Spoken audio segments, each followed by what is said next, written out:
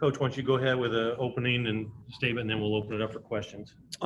First off, just of course, you can imagine what our locker room was like. Whenever it's been that long. I'm told we haven't won in Lincoln since 1924 when Red Grange played. Whenever something like that happens, of course, it's a big deal. But our guys played well today. We deserve to win. We practiced that way all last week. Special teams had a big say in it. Defense did, taking the football away. But when you can run the football like that, and then when you can throw it the way Brandon and our receivers caught it today, normally you know what the score will say at the end. So big win for us to get 2 in a row, which of course sets up an even bigger game this week. But guys played hard. Taking questions. Jeremy, we'll go ahead and lead off. Go ahead. Lovie, congrats on the win. What's the biggest key to a team not getting 2 down when it's 0-3 and turning it around and getting the vibes you guys felt this week? Well, I think if you looked at a little bit closer to that 0-3 record, we're out of quarterback, without our quarterback a couple of the games. We just didn't play well against Wisconsin, but we on the inside, of course, knew once we got guys back and continued to work hard, we would eventually have a true indicator of what we felt like we could be with this football team. So just keep pushing as much as anything. And the decision with Brandon, was that an easy decision for you guys? And what did you see, from him today that he brought to the offense? Well, I mean, you saw how he played today. For Nebraska, at first off, to figure out exactly which guy we were going to play. I mean, that's a little bit. They're 2 totally different players. But Isaiah, of course, was ready, and we wanted to get him involved a little bit as we did.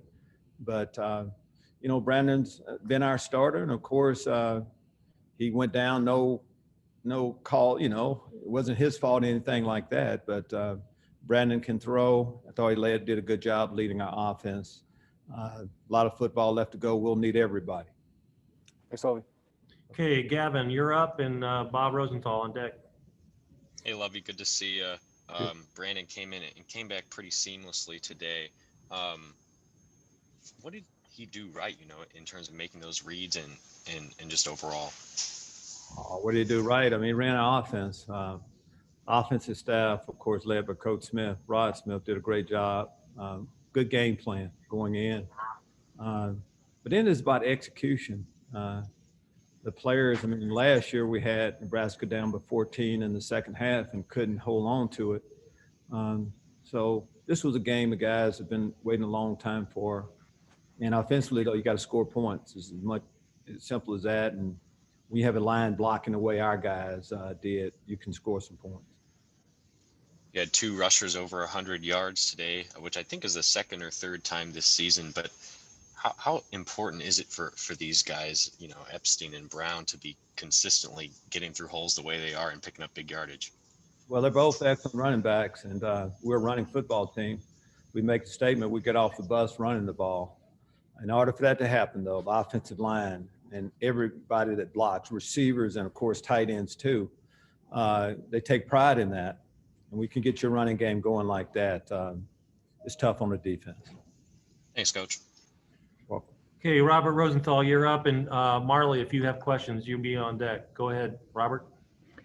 Yeah, Coach, you talked a lot the last 2 seasons about 2020 and how you have the seniors and it would be the team you were building toward. Do you think this performance shows the result of that? Is this what you were talking about when you were saying those things? Yes, I'm saying the same thing. We've been building this football team for a while. We understand how we started our football season, but a lot of these guys have played a lot of football. They're good football players, and it's good to see it show up on the football field. It's one thing everybody talks about. They're going to have a good year before it starts, but just know this is our most talented football team that we've had, and I know our seniors do an excellent job of leading, and it showed today. And did you see this kind of breakout performance coming in practice this week? Did you have any feelings of this is coming? Or? We had a good week of practice. You never know how the game is going to turn out. We practiced well. The guys were excited about playing. I thought we started fast. They were ready to go from the start. Lucky we were able to beat a good Nebraska team that beat Penn State last week. Thanks. Well, Marley, do you have a question ready? Yeah, I'll go. Coach, how did Jake Hansen set the tone for you guys defensively just early there in the game, and how did he lead the team throughout this whole game here?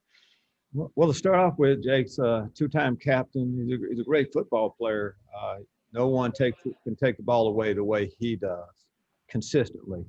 And when you're on the road, you want to get off to a fast start. And of course, that takeaway early on got momentum for us right away. But Jake's an excellent pass defender, zone our man. He can rush, and he's the glue that keeps the defense together.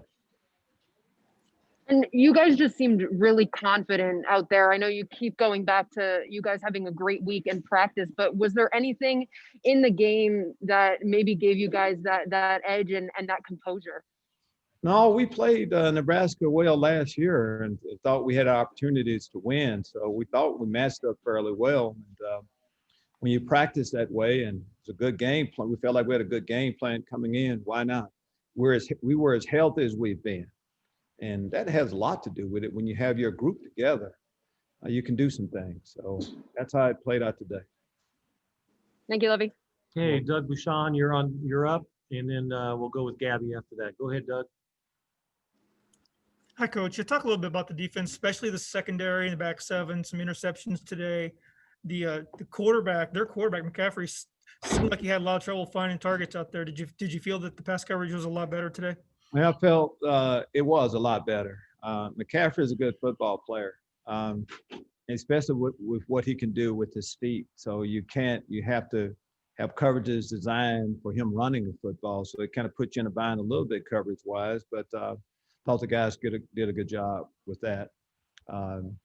Just having everybody back also on the back end of allowing Sidney Brown and Tony Adams to start at safety along with Witherspoon and of course Nate Hobbs. And we had Milo Eifler's out, but of course the rest of the linebackers, especially Kalen Tolson, played well too. So, but a lot better job playing the pass today.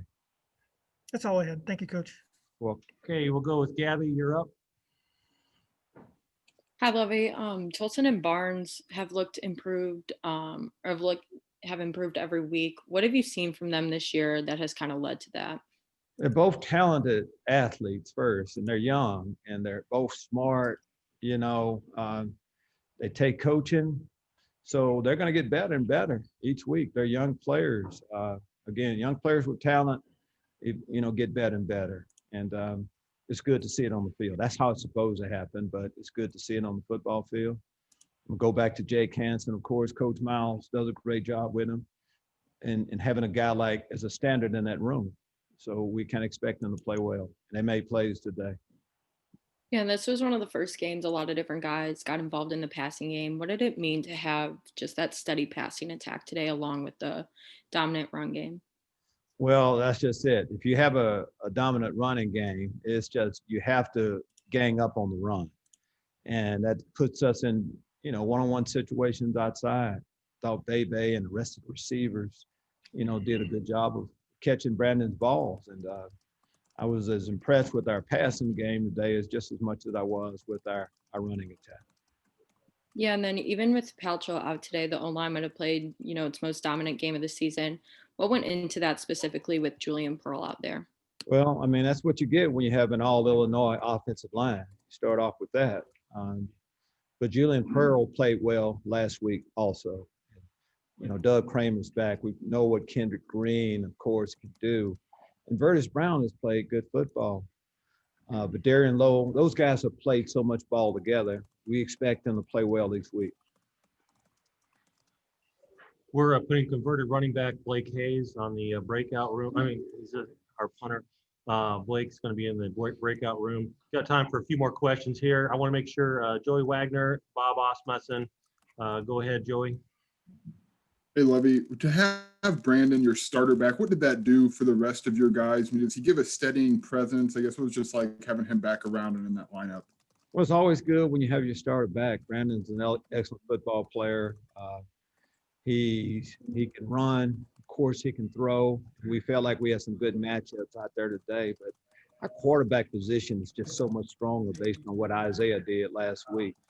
But for a team, when you have your starting quarterback back, that's big.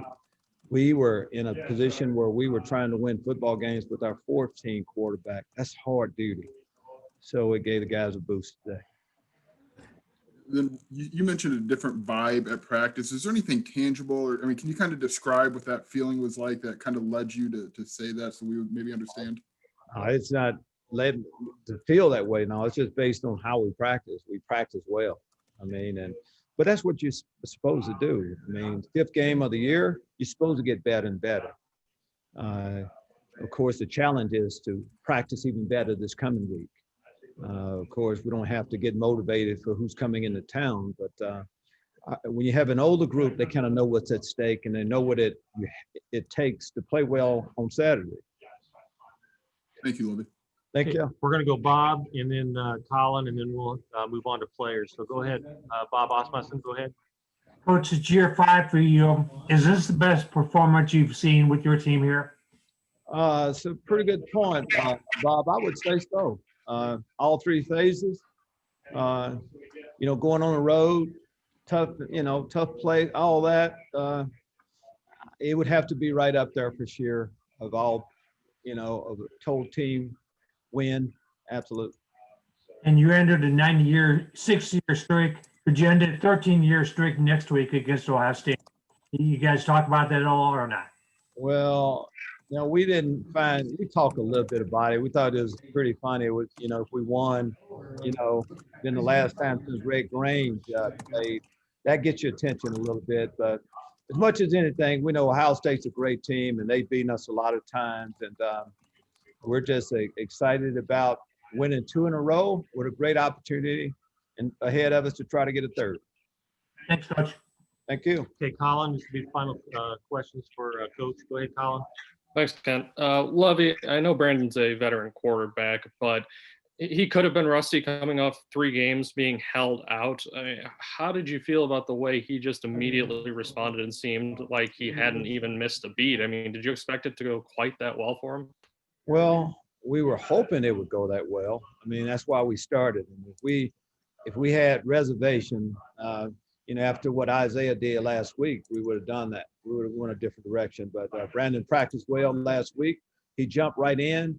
He was able to start practicing at the end of the week last week. And he's pretty, cool and calm. I just know I'm just glad he played that way. And, we'll need our quarterback position to continue to play that way. Thanks, Lovie. Colin. Thank y'all. Thanks.